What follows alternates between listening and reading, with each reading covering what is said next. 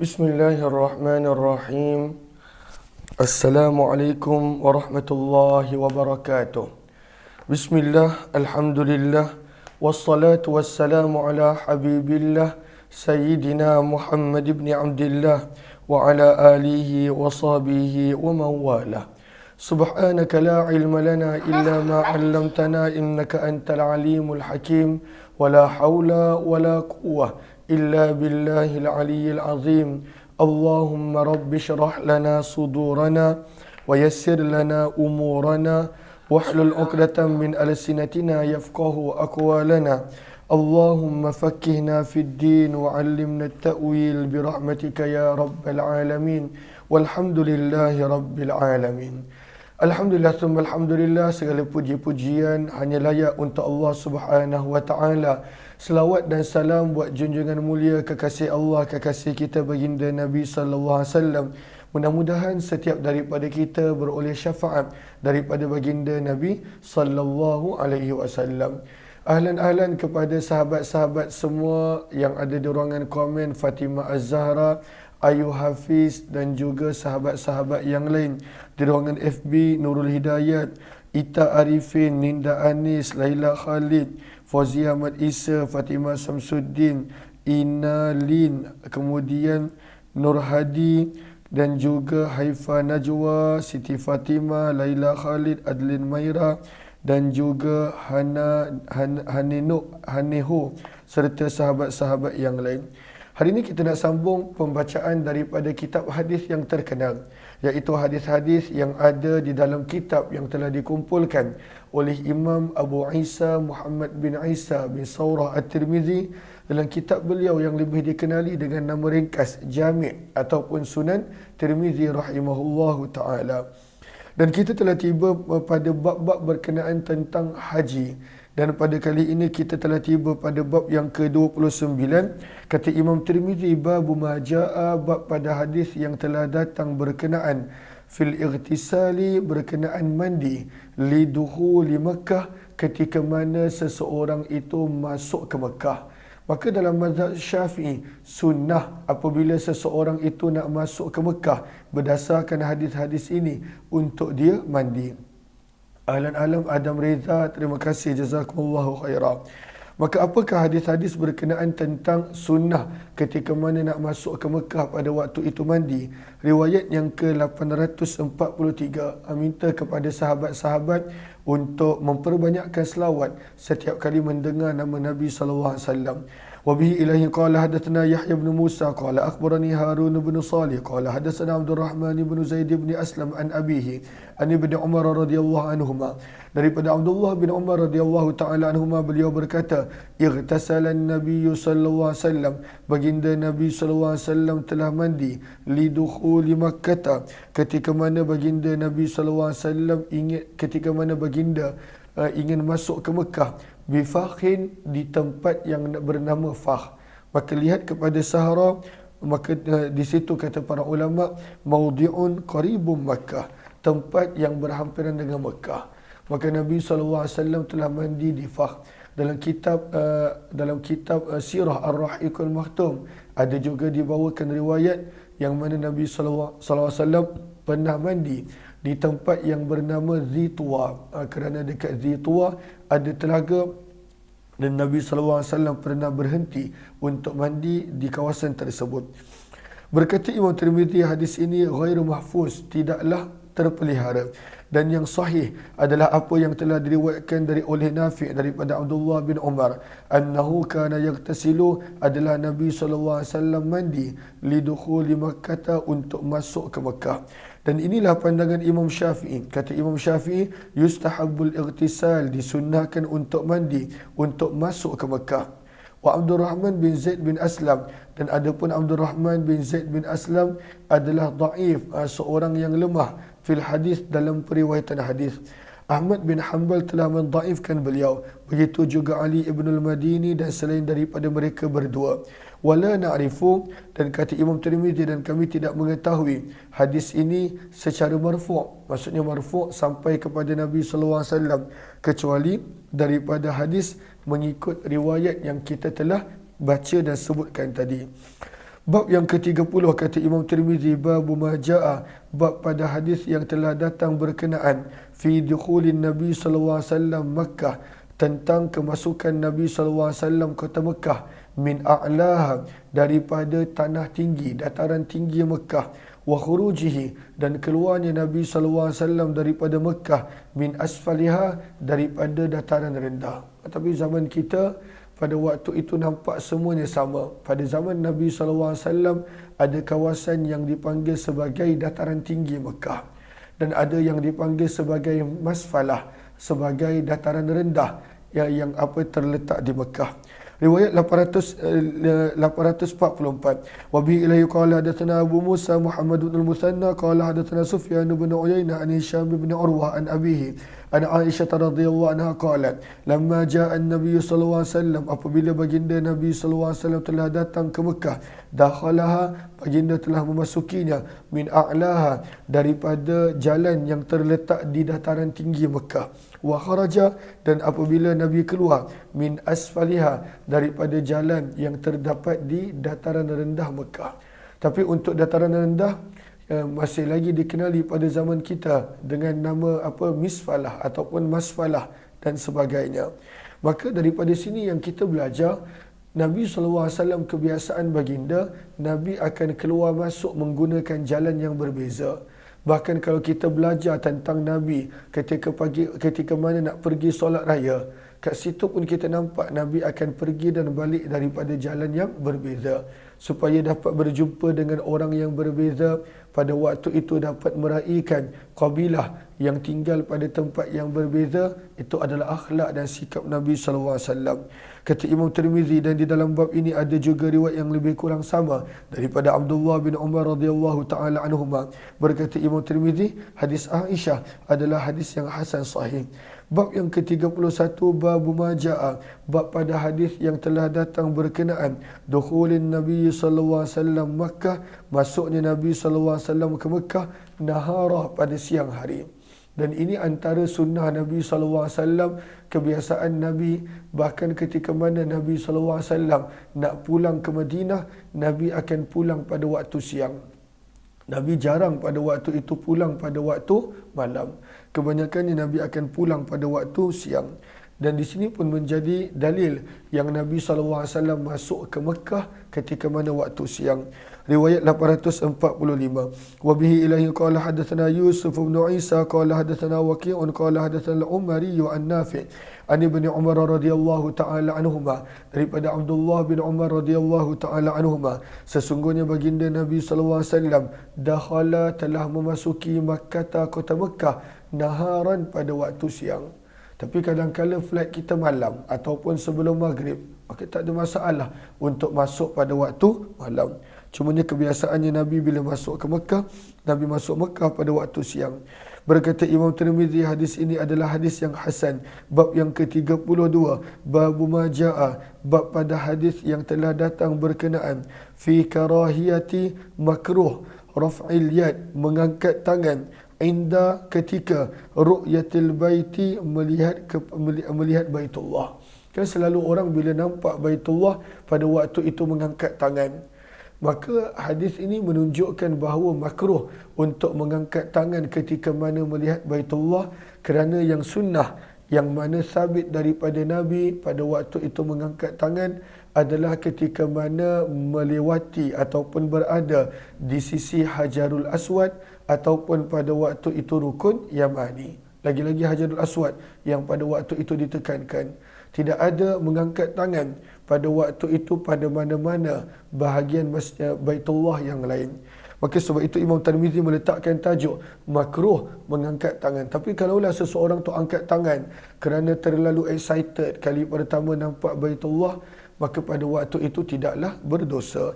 Riwayat 846, wa bihi ilaihi qala hadatsana Yusuf bin Isa qala hadatsana Waqi' qala hadatsana Syu'bah an Abi Qaza'ah al-Bahili anil Muhajirin al-Makki qala su'ilah, telah ditanya kepada Jabir bin Abdullah radhiyallahu anhu, sahabat Nabi, ayarfa'ur rajulu, adakah boleh seseorang itu mengangkat yadaihi, kedua tangannya, iza, apabila ra'al baita, melihat Baitullah, Faqala, maka berkata Jabir bin Abdullah, hajajna, kami telah menunaikan ibadah haji bersama dengan Nabi sallallahu alaihi wasallam. Afakunna naf'aluh, maka adakah kami pernah melakukannya? Ditanya balik. Maka pada waktu itu tidak. Maka kalaulah seseorang itu ketika mana nampak Baitullah dia mengangkat tangan, maka tidak digalakkan.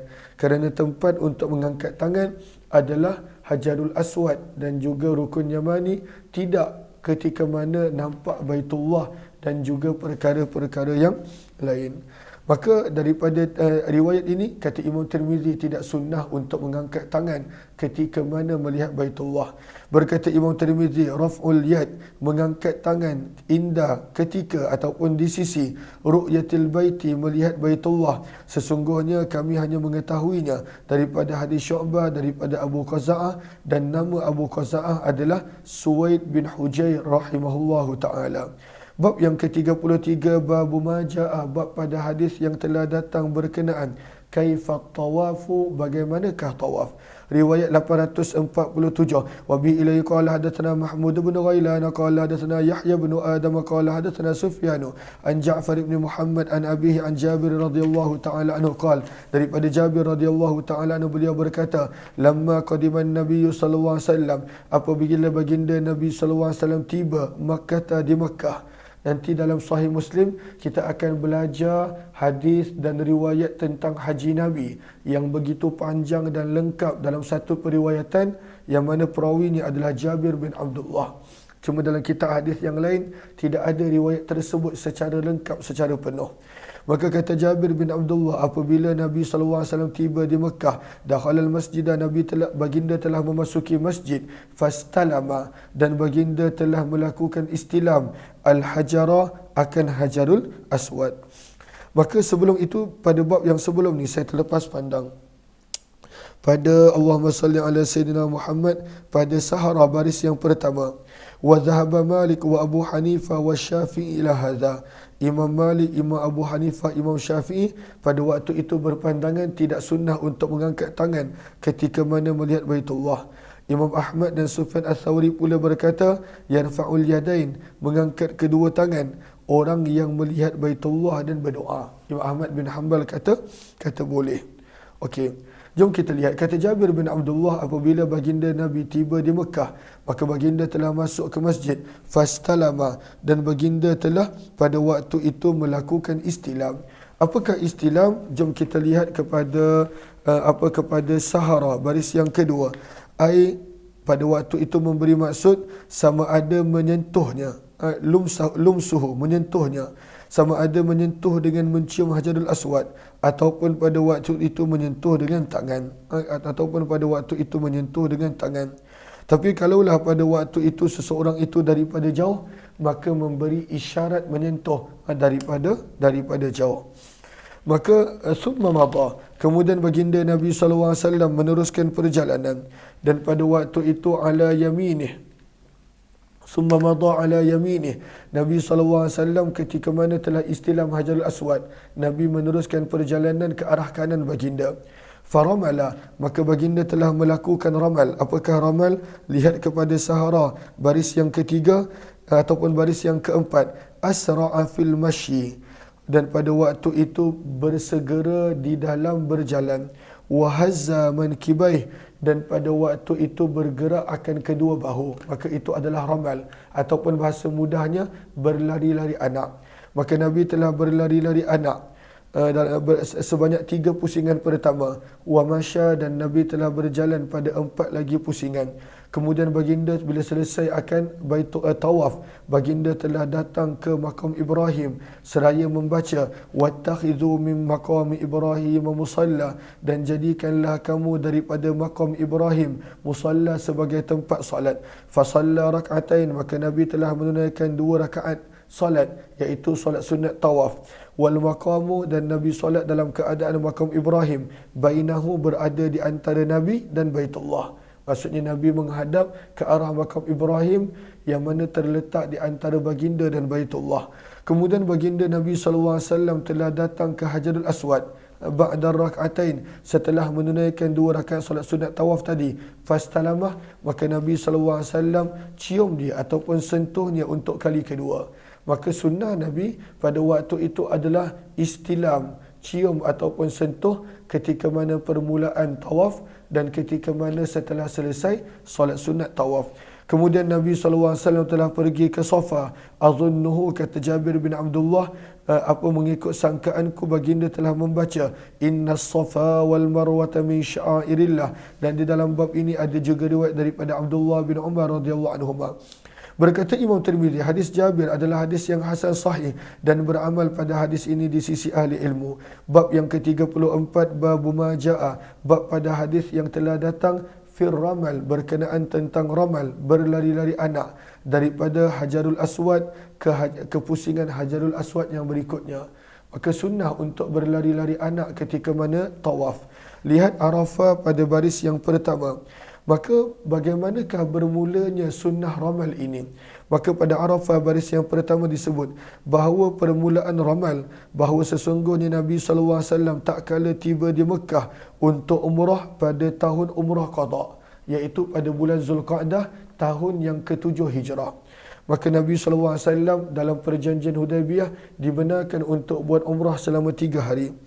Wa aradat tawaf, dan Nabi ingin untuk melakukan tawaf. Maka orang-orang Mekah telah keluar pada waktu itu untuk melihat para sahabat bertawaf.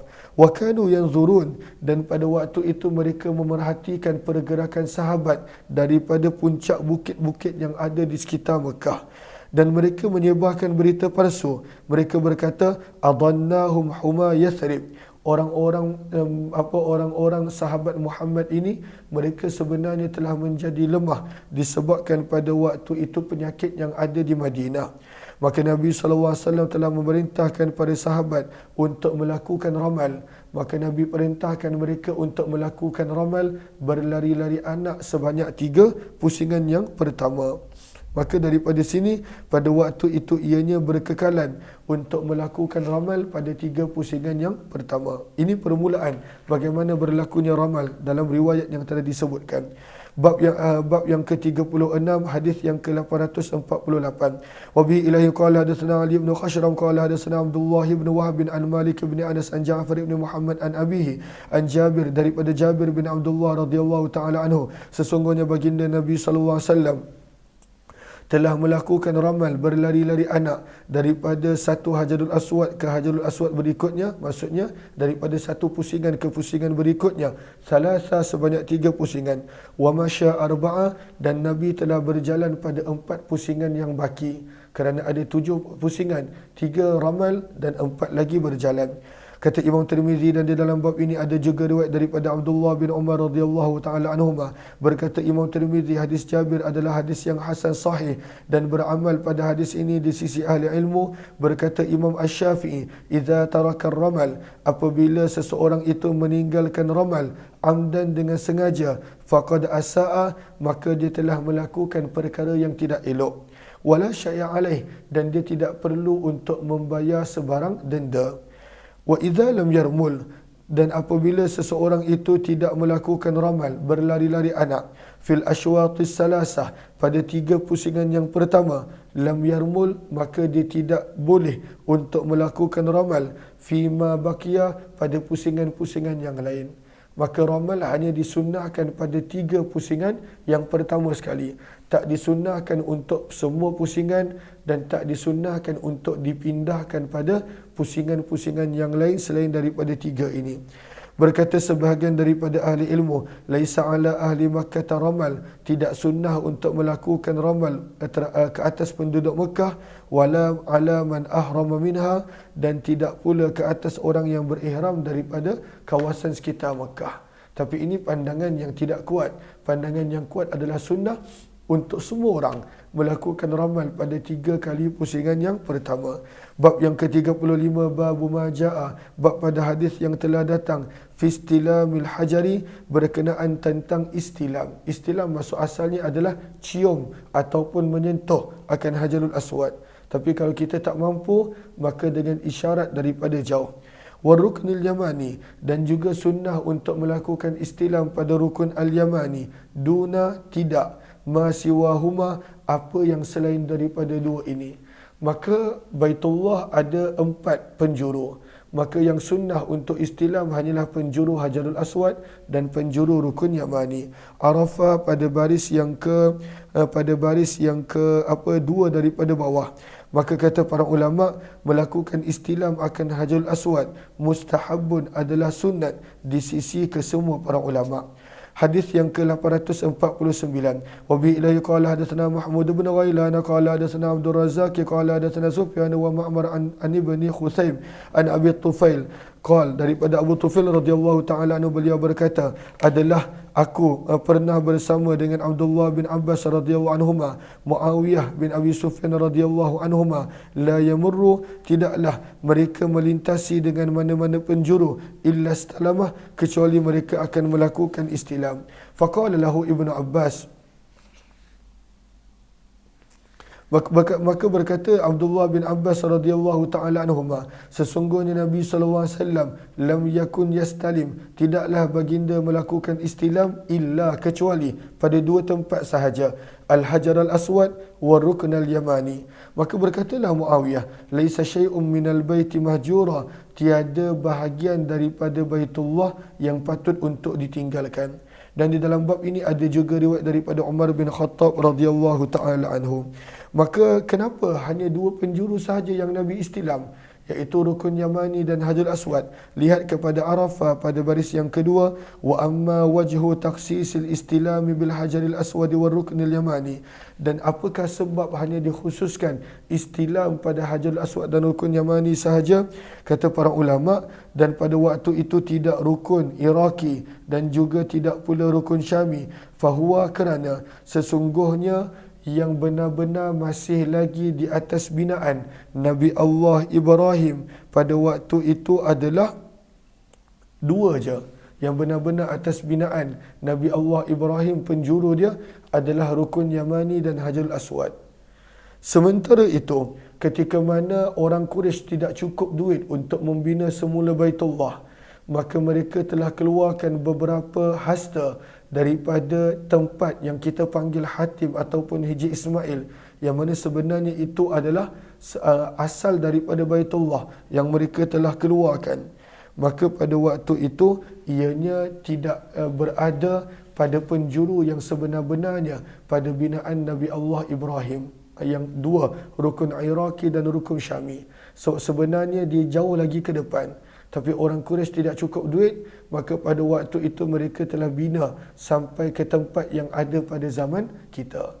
Maka sebab itu yang benar-benar penjuru Nabi Allah Ibrahim buat penjuru Hajarul Aswad dan penjuru Rukun Yamani. Maka sebab itu istilam hanya pada 2 itu sahaja, kata sebahagian ulama. Allahumma salli ala sayyidina Muhammad. Okey.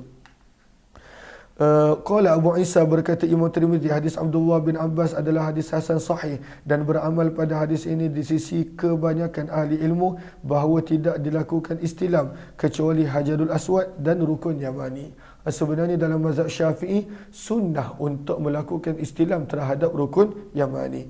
Bab yang ke-36, babu majaa, bab pada hadis yang telah datang berkenaan annan Nabi sallallahu alaihi wasallam, sesungguhnya Nabi sallallahu alaihi wasallam tafa, telah melakukan tawaf, muttabi'a, dalam keadaan ittiba'. Apakah itu ittiba'? Lihat kepada Sahara baris yang kedua, an ya'khudhal izaru awil burdu, seseorang itu menjadikan dia punya kain ihram, faja'ala wastahu tahta ibtihil aiman, maka pada waktu itu ditarik kain ihram daripada bawah ketiak kanannya, dan pada waktu itu diletakkan pada bahu kiri dia, dan pada waktu itu menutup dada dan belakangnya. Maka itu ittiba'. Ittiba' adalah bahu kanan orang lelaki pada waktu itu dibuka, dan itu adalah sunnah, dan ini adalah riwayatnya. Wa bi ilaihi qala hadatsana Mahmud bin Ghailan qala hadatsana Qabisah an Sufyan an Ibn Jurayj an Abdul Hamid an ibn Ya'la an abihi an Nabi sallallahu alaihi wasallam tafa bil baiti muttabi'a. Nabi sallallahu alaihi wasallam telah melakukan tawaf pada Baitullah dalam keadaan ittiba'. Wa alaihi burdun, dan pada waktu itu Nabi memakai burdun, pada waktu itu kain ataupun kain ihram. Maka sunnah untuk melakukan ittiba' pada tawaf dan juga pada sa'i, pada tawaf umrah, haji dan juga pada sa'i.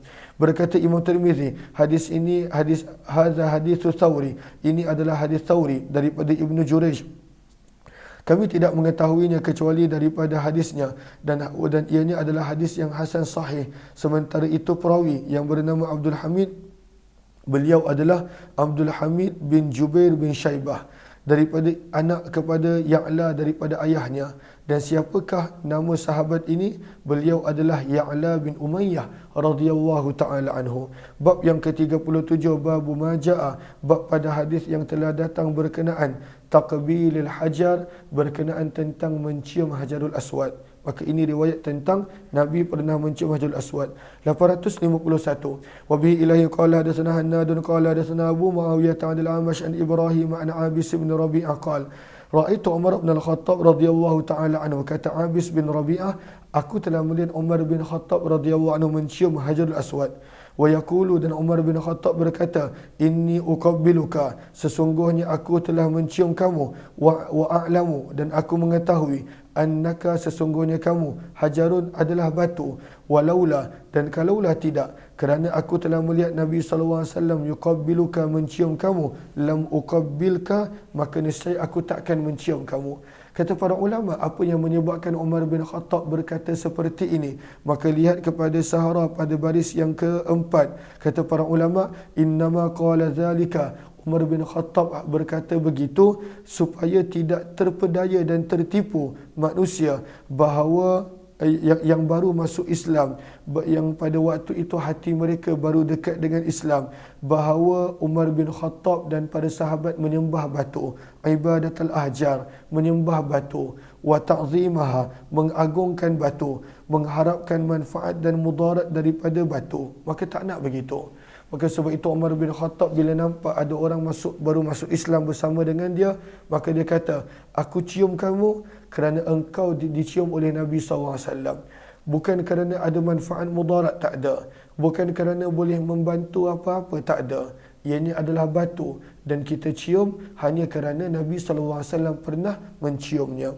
Maka sebab itu Umar bin Khattab kata begitu. Dan di dalam bab ini ada juga riwayat daripada Abu Bakar, Abdullah bin Umar radhiyallahu anhuma. Berkata Imam Tirmizi, hadis Umar bin Khattab adalah hadis hasan sahih, dan beramal pada hadis ini di sisi ahli ilmu, yastahibbun, mereka menganggap sunat dan galakan untuk mencium Hajarul Aswad. Fa illam yumkinhu, maka jika tidak memungkinkan, an yasila ilahi, untuk sampai kepada Hajarul Aswad, istalamahu, maka berilah isyarat istilam dengan tangannya, wa qabbala, dan pada waktu itu mencium tangannya, wa illam yasil ilaihi, dan pada waktu itu kalaulah itu pun tak mampu, istaqbalahu, maka menghadap kepada Hajarul Aswad, idza hadza bihi, ketika mana berada sejajar dengan Hajarul Aswad, wa kabbara, dan pada waktu itu bertakbir. Dan inilah qaul Imam Syafi'i rahimahullahu taala. Okey, Allahumma salli ala sayyidina Muhammad. Maka kalaulah tidak boleh cium, maka pada waktu itu istilam dengan tangan. Kalaulah tidak boleh, maka ketika mana melewatinya, pada waktu itu hendaklah bertakbir, kata Imam Syafi'i rahimahullahu taala. Bab yang bab yang ke-38, bab majaa, bab pada hadis yang telah datang, annahu yabda'u bis-safa qabla al-marwah, bahawa sesungguhnya baginda ketika mana sa'i telah bermula daripada bukit Safa sebelum daripada Marwah. Riwayat yang ke-852. Wa bihi ilahi qala hadatsana Ibnu Abi Umar qala hadatsana Sufyan bin Uyainah an Ja'far bin Muhammad an abihi an Jabir radhiyallahu ta'ala anhu, anna Nabi sallallahu alaihi wasallam, sesungguhnya baginda Nabi sallallahu alaihi wasallam ketika mana tiba di Mekah, tawafa, baginda telah melakukan tawaf di Baitullah sab'a, sebanyak 7 pusingan. Wa atal maqam, kemudian ketika mana selesai tawaf, baginda telah datang ke makam Ibrahim seraya membaca, wattakhidhu min maqami Ibrahim musalla, dan jadikanlah kamu daripada makam Ibrahim musalla, sebagai tempat salat. Apakah yang dipanggil sebagai makam Ibrahim? Lihat kepada Sahara baris yang pertama, makam Ibrahim adalah al-hajar, batu, alladhi fihi, yang mana pada batu tersebut ada kesan tapak kaki Nabi Ibrahim alaihi salatu wassalam. Fasalla khalfal maqam, maka baginda telah solat di belakang maqam. Summa atal hajara, kemudian Nabi telah mendatangi Hajarul Aswad. Fastalamah, maka Nabi telah melakukan istilam padanya, menciumnya. Kemudian baginda telah berkata, nabda'u, kami memulakan dengan apa yang telah Allah mulakan dengannya. Fabada'a, maka baginda telah memulakan daripada Bukit Safa seraya membaca Inna Safa wal Marwata min sya'airillah. Berkata Imam Tirmizi, hadis ini adalah hadis hasan sahih, dan beramal pada hadis ini di sisi ahli ilmu bahawa sesungguhnya dimulakan dalam kurungan sa'i dengan Bukit Safa sebelum daripada Marwah. Fa in bada'a, maka jika ada yang memulakan sa'i bil Marwah dengan Bukit Marwah sebelum daripada Safa, lam yujzihi, maka tidak dikira. Wa yabda'u, dan hendaklah dia bermula daripada Safa. Waqtalafa, dan telah bercanggah pendapat ahli ilmu fiman, pada orang yang tawafa bil baiti, telah melakukan tawaf pada Baitullah dan tidak melakukan sa'i di antara Safa dan Marwah sehinggalah dia pulang.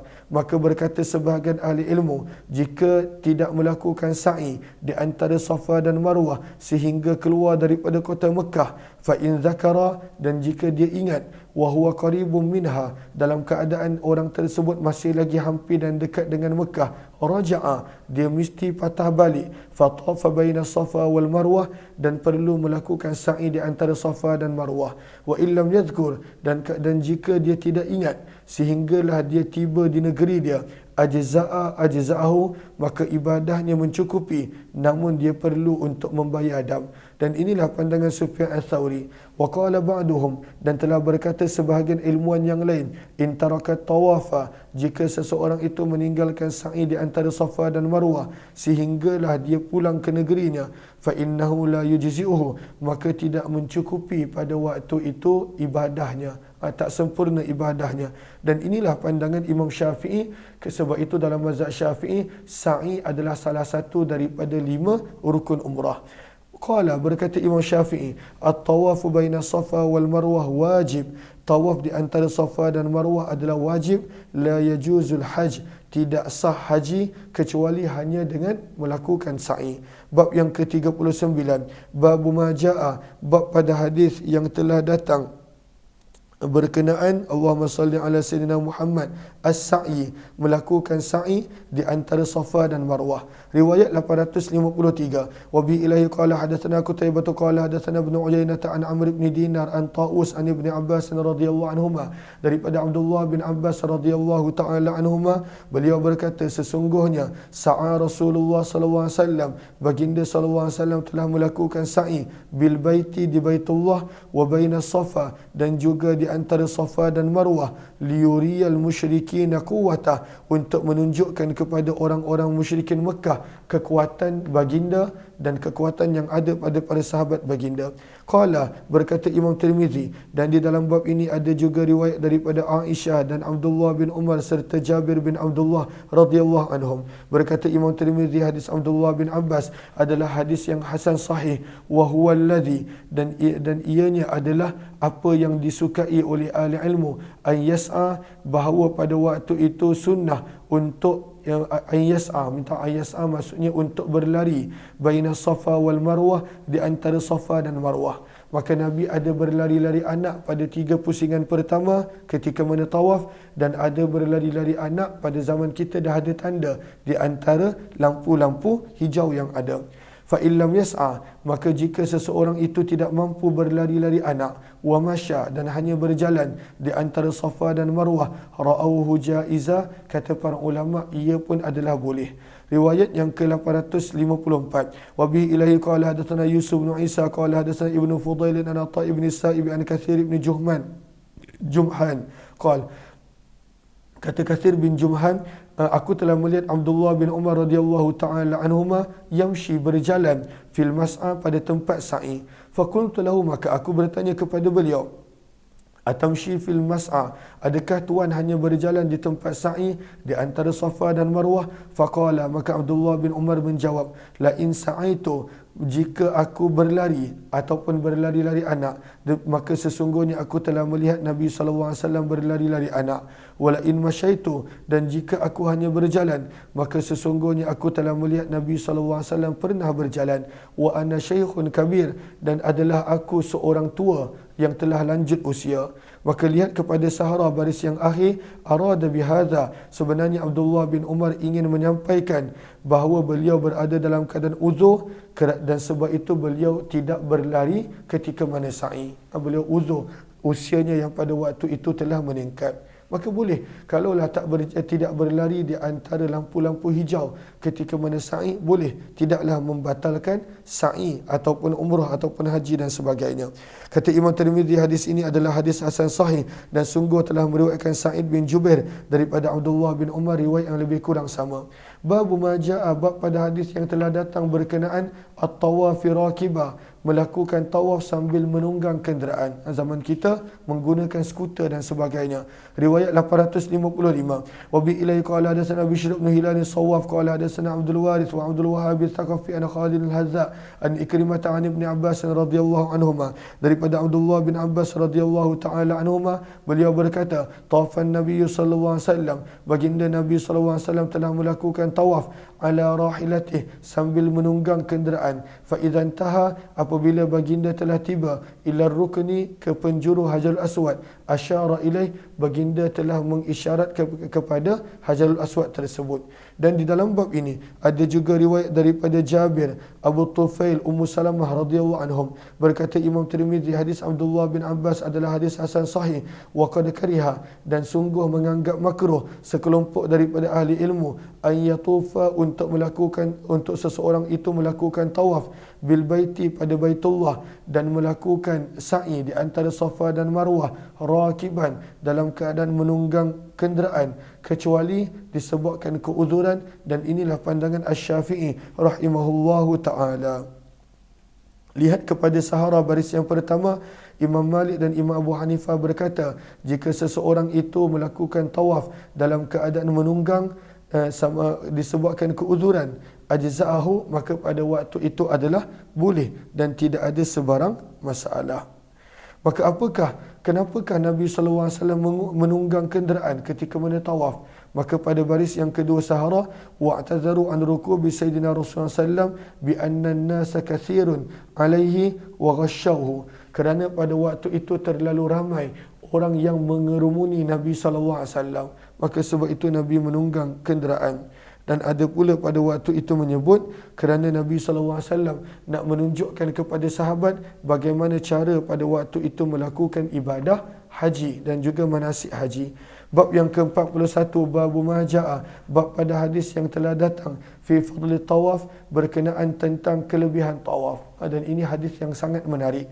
Riwayat 856. Wa bi ilayhi qala hadatsana Sufyan bin Waqi'in qala hadatsana Yahya bin al-Yaman an Syarikin an Abi Ishaq an Abdullah bin Sa'id bin Jubair an abihi Sa'id bin Jubair an Ibn Abbas radhiyallahu anhuma, daripada Abdullah bin Abbas radhiyallahu taala anhuma, beliau berkata, baginda Nabi sallallahu alaihi wasallam bersabda, man tafa, barang siapa yang melakukan tawaf pada Baitullah 50 marrah, 50 kali tawaf. Maka para ulama ada menyebut, adakah maksudnya satu pusingan, berarti 50 pusingan, dan majoriti mengatakan ianya adalah pada waktu itu 50 kali tawaf. Maksudnya 50 kali dengan 7 kali bagi setiap tawaf.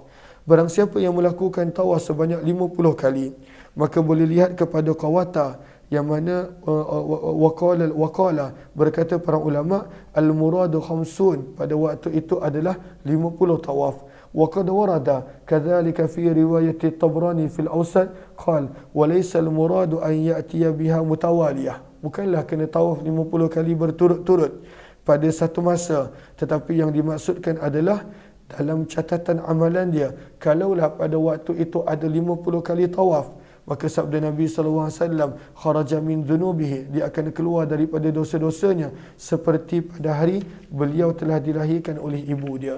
Maka ini kelebihan untuk memperbanyakkan tawaf, termasuklah tawaf sunat. tawaf umrah, tawaf haji dan sebagainya. Berkata Imam Tirmizi, dan di dalam bab ini ada juga riwayat daripada Anas Abdullah bin Umar radhiyallahu anhum. Berkata Imam Tirmizi, hadis Abdullah bin Abbas adalah hadis yang gharib. Aku telah bertanya kepada Muhammad bin Ismail al-Bukhari berkenaan tentang hadis ini, maka beliau berkata, innama yurwa, bahawasanya telah meriwayatkan hadis ini daripada Abdullah bin Abbas radhiyallahu taala anhuma. Wa bi ilaihi qala hadatsana Ibnu Abi Umar qala hadatsana Sufyan bin Uyainah an Ayyub qala kanu ya'buduna Abdullah bin kanu ya'uddun, adalah para ulama menganggap Abdullah bin Sa'id bin Jubair adalah lebih baik daripada ayahnya, walahu akhun, dan beliau ada seorang lagi saudara yang digelar sebagai Abdul Malik bin Sa'id bin Jubair, wa qad rawa, dan beliau pun iaitu Abdul Malik bin Sa'id telah mengambil riwayat daripada Abdullah bin Sa'id bin Jubair. Bab yang ke-46 kata Imam Tirmizi, bab majaa, bab pada hadis yang telah datang berkenaan tentang solat selepas daripada asar dan juga maghrib, fi tawafi, pada tempat tawaf, liman yatufu, untuk orang yang melakukan tawaf.